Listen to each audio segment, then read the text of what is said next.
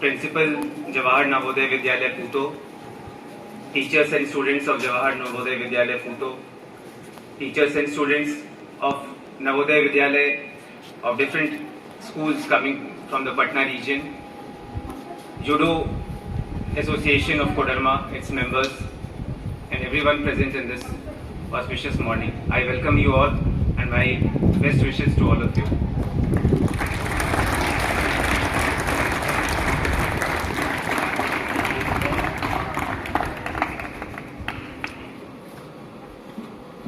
आज से 3 दिनों का जो क्षेत्रीय जूडो प्रतियोगिता जूडो रीजनल मीट शुरू होने वाला है, इसमें यहाँ कोडरमा के स्कूल और पटना क्षेत्र के विभिन्न स्कूल्स, बिहार, झारखंड, पश्चिम बंगाल के आए हुए स्कूल्स, आप लोग सभी अगले 3 दिनों तक इस जूडो मीट में पार्टिसिपेट करेंगे। आप में से कुछ पार्टिसिपेंट्स हैं, कुछ और बाकी जो स्कूल के स्टूडेंट्स हैं, फैकल्टी मेंबर्स हैं, उनको सपोर्ट करने के लिए, उनको इनकरेज करने के लिए हैं। अगले 3 दिनों का माहौल जो आपके स्कूल का है बहुत ही अच्छा होने वाला है, क्योंकि स्पोर्ट्स एक ऐसी चीज है जो हम लोग सभी के अंदर में एक खुशी उत्पन्न करती है। जब हम लोग स्कूल में थे तो स्पोर्ट्स क्लासेस का सबसे ज्यादा इंतजार होता था कि सप्ताह में 2 दिन 3 दिन जब भी स्पोर्ट्स क्लासेस आते हैं, उसी का फोकस रहता था कि आज स्पोर्ट्स का क्लास है तो पूरे दिन खुश हैं हम लोग कि हाँ खेलने को मिलेगा। तो एक ये स्ट्रेस बस्टर है। आप सभी लोग जब पढ़ाई करते हैं तो इसमें लगातार पढ़ाई करते रहते हैं, क्लासेस हैं, एग्जाम्स हैं, इस बीच में जब खेलने का मौका मिलता है तो एक स्ट्रेस बस्टर की तरह आता है, आप लोगों के लिए सोर्स ऑफ एंटरटेनमेंट भी होता है और हम सभी लोग इसमें पार्टिसिपेट करते हैं और खुश रहते हैं। मगर स्पोर्ट्स का इम्पोर्टेंस हमारी लाइफ में इससे कहीं ज्यादा है। आप सभी लोग पढ़ते हैं, जानते हैं कि healthy mind resides in a healthy body. तो जब तक आप फिजिकली स्वस्थ नहीं रहेंगे, आप किसी भी चैलेंज, किसी भी कंपटीशन, कोई भी आगे पढ़ाई करने के लिए रेडी नहीं रहेंगे।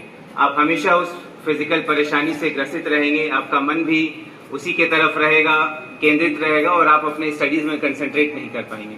तो एक हेल्दी बॉडी रखने के लिए बहुत जरूरी है कि आप फिजिकली एक्टिव रहें, स्पोर्ट्स में पार्टिसिपेट करें और अपनी स्ट्रेंथ को बनाएं, फिजिकल एंड्योरेंस को बनाएं।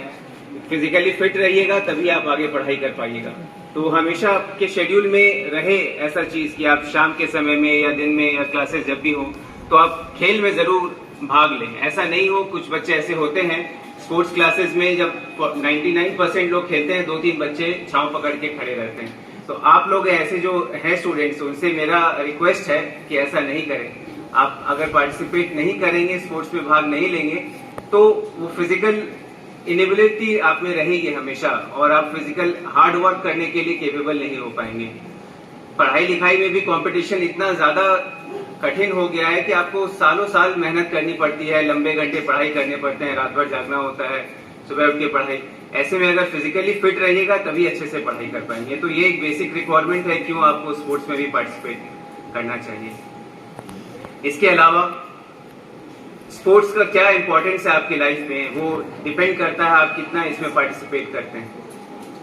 स्पोर्ट्स या कोई भी फिजिकल एक्टिविटी आपके अंदर एक स्ट्रेंथ डेवलप करता है, स्ट्रेंथ या टू फाइट, क्योंकि लाइफ में कोई भी चीज आसानी से मिलती नहीं है, आपको उसके लिए मेहनत करनी पड़ती है। तो वो जो एक स्ट्रेंथ है, जो फिजिकल स्ट्रेंथ और मेंटल स्ट्रेंथ दोनों आप में डेवलप करता है कि कोई भी अगर परेशानी आ रही है, कोई ऑब्स्टेकल्स है आपके रास्ते में, तो आपके अंदर वो मेंटल स्ट्रेंथ भी रहना चाहिए कि उस ऑब्स्टेकल को आप झेलें और उसको पार करें, और वो फिजिकल स्ट्रेंथ भी आपके अंदर रहना चाहिए कि आप उस ऑब्स्टेकल को पार कर सकें।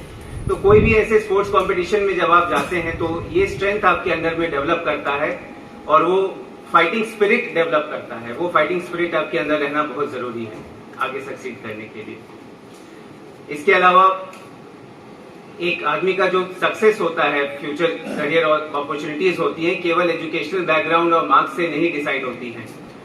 मैक्सिमम लेवल तक वो होता है, आपको एक लेवल तक जाकर के पहुंचा देता है, मगर उसके आगे आपकी पर्सनालिटी कैसी है उस पर बहुत कुछ डिपेंड करता है कि आप अपने काम में कितना सक्सेसफुल होते हैं। आप आईआईटी से भी ग्रेजुएट कर लेंगे, किसी कंपनी में अच्छे एमएनसी में भी काम कर रहे हैं, मगर उस एमएनसी में जाने के बाद कई सारे लोग आप ही के जैसे बहुत सारे आईआईटी से आएंगे, मगर उनमें जिनकी पर्सनालिटी बहुत अच्छी रहेगी, जिनमें केवल एजुकेशनल नॉलेज के अलावा भी चीजें हैं, स्किल्स हैं, सॉफ्ट स्किल्स हैं, लोगों के साथ काम करने का और लोगों को काम करवाने का स्किल है, इंटरपर्सनल स्किल्स हैं, वो आगे बढ़ते हैं। तो ये सारी चीजें जो हैं ये डेवलप होती हैं जब आप एक्स्ट्रा करिकुलर एक्टिविटीज में पार्टिसिपेट करते हैं, जब आप स्पोर्ट्स में पार्टिसिपेट करते हैं, तब डेवलप होती है। स्पोर्ट्स आपके पर्सनालिटी में बहुत सारी चीजें उभार करके लाता है। जो एक डिसिप्लिन होता है किसी भी सक्सेस को पाने के लिए, जितने भी आप स्पोर्ट्स पर्सन अगर देखेंगे या सक्सेसफुल पीपल देखेंगे, बिना डिसिप्लिन के नहीं है। चाहे वो माइक्रोसॉफ्ट के सीईओज हो या फिर वो विराट कोहली या फिर कोई और अच्छे स्पोर्ट्स पर्सन हो। डिसिप्लिन रहा है, घंटों घंटों मेहनत करने का डिसिप्लिन रहा है काम करने का, तभी वो आगे बढ़े। तो वो डिसिप्लिन आपके अंदर आती है अगर आप इन चीजों में पार्टिसिपेट करते हैं।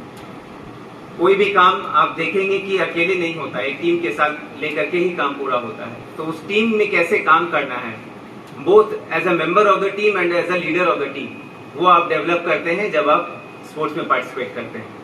आप जब स्पोर्ट्स में अगर कैप्टन हैं तो आप अपनी टीम को लीड करते हैं। हर एक पर्सन से कैसे उसका बेस्ट निकलवा के लाना है, उसके स्ट्रेंथ्स क्या है, उसकी वीकनेसेस क्या है, ये समझना और उसको अपनी टीम में शामिल करते हुए बेहतर परफॉर्म कराना, ये आप सीखते हैं।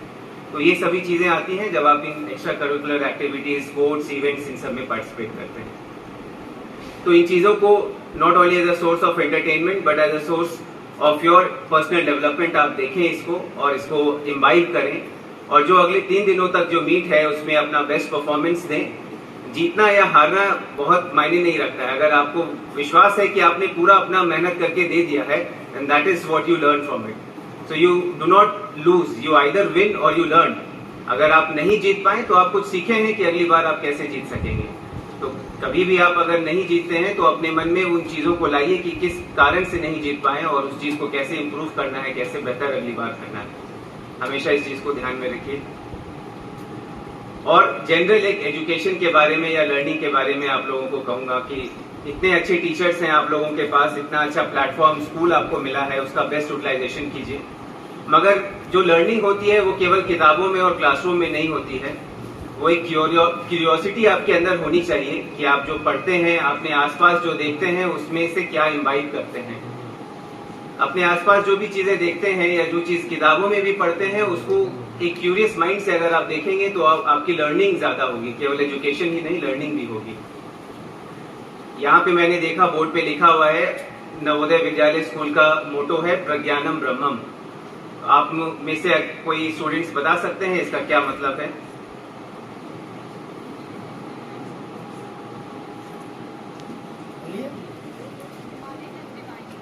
Very good. तो ये जो वाक्य है ये ऋग्वेद से आता है। ऋग्वेद में लिखा है प्रज्ञानम ब्रह्म।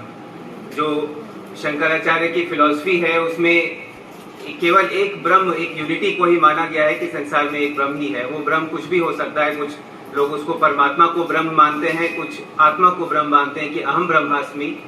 और एक जो वर्ड है वो है नॉलेज इज गॉड, प्रज्ञानम ब्रह्म।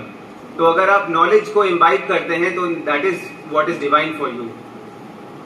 आप लोग अपने सोसाइटी में भी देखते हैं कि इतने तरह के डिविजन्स होते हैं, कुछ कास्ट लाइन्स पे, कुछ रिलीजियस लाइन्स पे, कुछ अमीर गरीब के लाइन पे लोगों को डिवाइड करते हैं। और अलग अलग रिलीजन्स अपने अपने आप को बेहतर बताने के लिए या किसी और को नीचे दिखाने के लिए हमेशा कुछ लोग इसमें फाइट करते रहते हैं। मगर what is divine is knowledge. अगर आप में वो नॉलेज है कि सही क्या है, गलत क्या है, अगर आप में नॉलेज है कि किसे आपको मानना है, किसे नहीं मानना है, तो फिर that defines what is divine for you. तो इस तरह का क्यूरियोसिटी अपने अंदर रखिए। यहाँ पर मैंने देखा कि बोर्ड वॉल्स में कुछ आर्टिक्राफ्ट्स हैं जो कि फ्रेम करके रखे हुए हैं। अब ये आप लोगों के लिए है कि आप लोग जाने कि ये कौन सा आर्ट है। इस आर्ट का नाम आप लोग खोज करके पता करें, अपने टीचर से पता करें। तो इसी तरह आसपास जो भी चीजें देखें, क्यूरियस रहें उसमें से सीखने के लिए, उसमें से जानने के लिए। और I will not take much time. आप लोग सभी ईगर हैं इस कंपटीशन में पार्टिसिपेट करने के लिए और काफी समय से वेट कर रहे हैं। So I will end with best wishes from my side. I see a very bright future for all of you, क्योंकि आप लोग अच्छे बैकग्राउंड से आ रहे हैं, अच्छी मेहनत करके आ रहे हैं, अच्छे कॉम्पिटिशन से आ रहे हैं। And you have all the facilities in form of teachers and educational facilities which can craft a good future for you. So make best use of these facilities and my best wishes for your future. Thank you.